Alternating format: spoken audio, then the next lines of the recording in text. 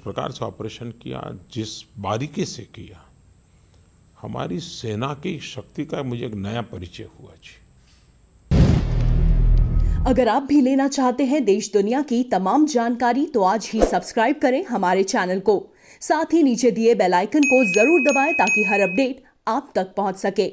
नमस्कार, news network पर आप सभी का स्वागत है। 29 सितंबर का दिन इतिहास में भारतीय सेना के पराक्रम की नई गौरव गाथा लिखे जाने का दिन है। इस दिन भारतीय सेना ने उरी हमले का बदला लिया था, पाकिस्तान में घुसकर सर्जिकल स्ट्राइक की थी और पाकिस्तान के आतंकी अड्डों को नेस्तनाबूद कर दिया था। पाकिस्तान भी भौंचक कर रह गया था, दुनिया भी देखती रह गई कि एक नए भारत का उदय हुआ है जो किसी को छेड़ता नहीं है, लेकिन कोई अगर भारत को छेड़ेगा तो अब भारत उसे छोड़ेगा नहीं। पाकिस्तान ने उम्मीद नहीं की थी, इसीलिए पाकिस्तान ने माना भी नहीं कि उसको कुछ लगा था। पाकिस्तान ने कहा ऐसा तो कुछ हुआ नहीं, जबकि दुनिया ने देखे सबूत कि किस तरीके से पाकिस्तान में स्थित आतंकी अड्डों को नेस्तनाबूद किया गया था। आइए आपको अपनी इस रिपोर्ट में दिखाते हैं, जरा याद दिलाते हैं सर्जिकल स्ट्राइक की, जरा याद दिलाते हैं उरी हमले में हुए हमारे शहीदों की। भारतीय सेना पर हुए बड़े हमलों में से एक हमला माना गया था उरी हमला, और इसका जवाब भारतीय सेना ने कितने मजबूती के साथ दिया था कि आज भी पाकिस्तान की रूह कांपती है। आइए दिखाते हैं हमारी ये खास रिपोर्ट। सितंबर 2016 के आखिरी दिन चल रहे थे। उरी में सेना के कैंप पर आतंकी हमले को हफ्ता भर गुजर चुका था। पूरे देश में गुस्सा था कि कैसे आतंकवादी हमारी सेना को इस तरह निशाना बना सकते हैं। मीडिया में बहसों का दौर जारी था, विपक्ष सरकार को घेरने में लगा था और सेना एक खास ऑपरेशन की तैयारी में जुटी हुई थी। भारत ने मन बना लिया था कि अब चुप नहीं बैठना है। पाकिस्तान से आने वाले आतंकवादियों को ऐसा जवाब देना है कि वो दोबारा इधर रुख करने से पहले 100 बार सोचें। मिलिट्री और सरकार में टॉप लेवल पर प्लानिंग हो रही थी। 28-29 सितंबर की रात एक्शन के लिए चुनी गई। महज 4 से 5 घंटे में सेना अपना काम करके वापस लौट आई। भारतीय सेना ने उस रात जो कार्रवाई की, दरअसल वो पाकिस्तान के आतंकवादियों पर सर्जिकल स्ट्राइक थी। 29 सितंबर को भारतीय सेना ने ऐलान किया कि पाकिस्तान को सर्जिकल स्ट्राइक्स की खबर दे दी गई है। आइए अब आपको बताते हैं कि उन कुछ घंटों में क्या क्या हुआ। ऑपरेशन रात करीब 12:30 बजे शुरू हुआ। स्पेशल फोर्सेज के पैराट्रूपर्स को भी अभियान में शामिल किया गया था। कमांडोज को एलओसी के पास एयर ड्रॉप किया गया। इसके बाद वह पैदल सीमा पार कर पाकिस्तान में दाखिल हुए। भारतीय कमांडोज एलओसी में 3 से 4 किलोमीटर तक भीतर घुस गए थे। पीओके के 4 क्षेत्रों भिम्बर सेक्टर, तत्तापानी सेक्टर, लिपि सेक्टर व केल सेक्टर में सर्जिकल स्ट्राइक को अंजाम दिया गया। सर्जिकल स्ट्राइक के दौरान आतंकवादियों के लॉन्च पैड्स को तबाह कर दिया गया। भारतीय सेना की सर्जिकल स्ट्राइक में 45 आतंकवादी और 2 पाकिस्तानी सैनिक मारे गए थे। भारतीय सेना को इस पूरे ऑपरेशन में कोई नुकसान नहीं हुआ। इस अभियान में हेलीकॉप्टर्स का भी इस्तेमाल किया गया। पूरा ऑपरेशन सुबह 4:30 बजते खत्म हो चुका था। मिशन को अंजाम देकर सभी कमांडो सुरक्षित भारतीय क्षेत्र में लौट आए। अभियान में शामिल कमांडो को हेलमेट पर लगे विशेष कैमरों व ड्रोन की मदद से पूरे ऑपरेशन को कैद भी किया। भारत ने क्यों लिया था सर्जिकल स्ट्राइक का फैसला, इसके बारे में प्रधानमंत्री नरेंद्र मोदी ने बताया था कि जब उरी की घटना घटी और जिस प्रकार से हमारे सेना के जवानों को मार दिया गया और जलाया गया, उस घटना ने मुझे बहुत बेचैन बना दिया था और मेरे भीतर एक आक्रोश था। मैं बेचैन हो गया था।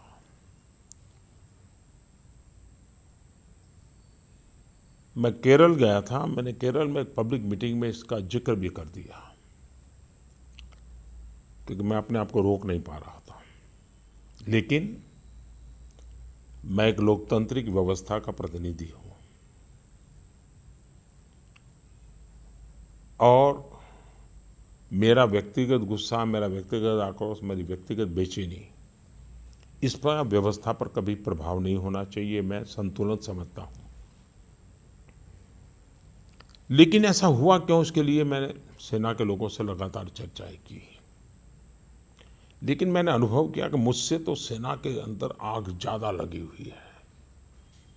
वे किसी भी हालत में इस परिस्थिति में देश के जवानों के मॉरल के लिए भी उनको न्याय दिलाना चाहते हैं। तो मैंने उनसे कहा कि आप पूरा डिजाइन करके लाइए मेरे पास, क्या है क्या रिक्वायरमेंट है। और मैंने कहा आप जितना भी कर सकते हैं करिए, आप सोचने में कमी मत करना, फिर बैठ के तय करेंगे कितना कर सकेंगे नहीं कर सकेंगे।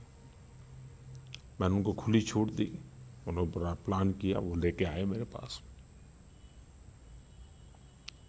2 बार हमको डेट बदलनी पड़ी इस ऑपरेशन की, क्योंकि मैं फुल सिक्योरिटी चाहता था। आखिरकार ऑपरेशन तय हुआ। मैं जानता हूं कि ये बहुत बड़ा रिस्क था, और रिस्क मुझे राजनीतिक फायदे और नुकसान वाला रिस्क मैं कभी सोचता नहीं हूं। मेरे जवान, उनका कोई नुकसान नहीं होना चाहिए, क्योंकि वो हमारे शब्द पर जिंदगी लगाने के लिए निकल पड़े। तो उसके लिए जो कुछ भी साधनों की ज़रूरत थी, उसको भी कुछ साधन भी जुटाए गए ताकि कोई तकलीफ ना हो। दूसरा ये तय किया कि उनकी ट्रेनिंग होनी चाहिए, तो ट्रेनिंग बड़े स्पेशल तरीके से की गई, और वो भी सीक्रेसी मेंटेन करने, तो स्पेशल ट्रेनिंग की गई। उसमें भूभाग, वहाँ की अड़चनें, उसको भी देखा गया। क्या क्या रुकावटें आ सकती, इमेजिनेशन करना, उसकी भी चिंता की गई। और मैं इन चीज़ों को, मेरे लिए एक बड़ा लर्निंग एक्सपीरियंस था, तो मैं भी उसको ज़रा बड़े चाव से समय दे करके देखता था कैसे कर रहे हैं, क्या कर रहे हैं, और मुझे भी एक सीखने को मिल रहा था। फिर हम जब बैठे तो हमने निर्णय किया कि भाई अब सो एंड सो डेट हम करेंगे। कौन कहाँ रहेगा उसका मेन टीम के लोग, वो भी तय किया, और तय ये किया कि सूर्योदय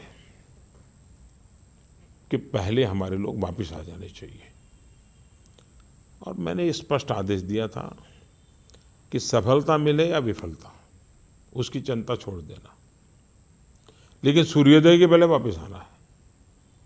हम इस मोह में पड़ जाएं और फिर लंबा खींच ले, ऐसा नहीं। जो भी करना, कैजुअलिटी नहीं होनी चाहिए, सक्सेसफुल मिशन, सक्सेसफुल हो विफल हो, लेकिन सूर्योदय के पहले वापस आना है। हो सकता है हम विफल होकर के लौटना पड़े तो विफल होकर लौट, मतलब सुसाइड मिशन नहीं था। लेकिन मैं मेरे जवानों को मरने नहीं दूंगा, ये मेरा पहला इंस्ट्रक्शन था। उनको वेल इक्विप किया गया था, वेल ट्रेन किया गया था, और उनको खुद को निर्णय करने का मौका दिया था कि बताओ भाई इतना बड़ा रिस्की काम है। तो छांट करके लोग निकाले थे, और इस प्रक्रिया में थोड़ा समय भी गया था, देश में भी आक्रोश था। मैं लाइव कांटेक्ट में था, चीज़ें तो, लेकिन सुबह जानकारी आना बंद हो गया। सूर्योदय होते तक मैं फिर बेचैन होने लगा। मेरे मन में होता था कि क्या हुआ भाई, घंटे भर से कुछ खबर नहीं आ रही है। पढ़ना तो लगातार आ रही थी, निकले हैं, पहली टुकड़ी गई, दूसरी टुकड़ी गई, ऐसा है वगैरह। लेकिन सूर्योदय होने के बाद भी मुझे खबर नहीं आने लगी, तो मैं थोड़ा बेचैन होने लगा। अब मैं भी नहीं चाहता कि मैं अपनी तरफ से उधर कम्युनिकेट करूं, कहीं और तकलीफ हो जाए। तो काफ़ी, यानी करीब करीब सूर्योदय के भी 1 घंटे के बाद वो समय मेरे लिए बहुत कठिन था, बहुत मुश्किल था, क्योंकि मैं जिंदा लौटने की खबर सुनने के लिए मैं बड़ा रहा था। वहाँ कितना नुकसान हुआ वो बात का विषय है, लेकिन मेरा जवान जिंदा लौटे मेरी पहली प्राथमिकता थी। फिर एक खबर आई करीब घंटे भर के बाद सूर्योदय कि अब वापस हमारी सीमा में पहुँचे नहीं है, लेकिन हमारी 2-3 टुकड़ियाँ सेफ जोन में आ गई है। लेकिन चलने निकलते और कहीं रेंगते हुए निकलते तो समय लगेगा, लेकिन अब हमारा सेफ जोन है, इसलिए आप चिंता मत कीजिए। मैंने कहा फिर भी आखिरी व्यक्ति के पहुंचने तक मुझे खबर चाहिए। लेकिन वो हम करीब सूर्योदय के बाद 2 घंटे तक वापस आने का क्रम चला, और जब आखिरी व्यक्ति आ गया तो फिर हमने कैबिनेट कमेटी ऑन सिक्योरिटी की मीटिंग बुलाई, और उनको मीडिया ने, आर्मी के लोगों ने आकर के सारा ब्रीफ किया। उसके बाद पाकिस्तान को बताना ये काम कैबिनेट कमेटी ने, सिक्योरिटी ने तय किया और पहले पाकिस्तान को सूचना करो कि ऐसा ऐसा हुआ है और उसके बाद मीडिया को बताना। तो पाकिस्तान के लोग टेलीफोन पे आते नहीं थे। मीडिया को 11 बजे बुला लिया था। मीडिया भी परेशान था कि भाई ये क्या बात है, बोलते नहीं कुछ। बात करीब 11:30 पौने 12 बजे हुई। तो 12 बजे फिर प्रेस को, सारा देश को बताया। तो मेरे लिए ये पल बहुत ही एक प्रकार से एक्साइटमेंट भी था, चिंता भी थी और मैं पूरी तरह खुद इन्वॉल्व था, तो बारीक नज़र ले रहा था। लेकिन जिस प्रकार से ऑपरेशन किया, जिस बारीकी से किया, हमारी सेना की शक्ति का मुझे एक नया परिचय हुआ जी। हमारी सेना में ये जो सामर्थ्य है अद्भुत है जी। और मैं तो सर झुकाकर उनको नमन करता हूँ। कितनी बारीकी से, इतनी परफेक्टली उन्होंने प्लान किया और इसलिए गर्व होता है।